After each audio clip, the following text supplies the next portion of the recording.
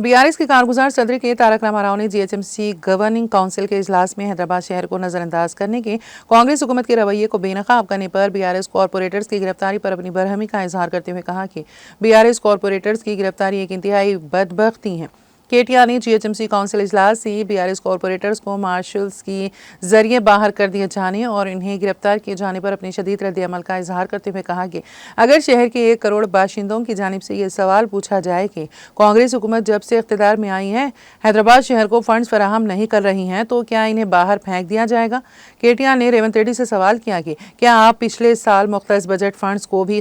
खर्च किए बगैर फिर से दोबारा वही कागज़ के एक ही टुकड़ों पर नंबर तब्दील करने और इस पर फख्र करने के कांग्रेस की जानिब से धोखे को नाकाम बनाने के लिए आप हमारे नुमाइंदों को खामोश कराएंगे।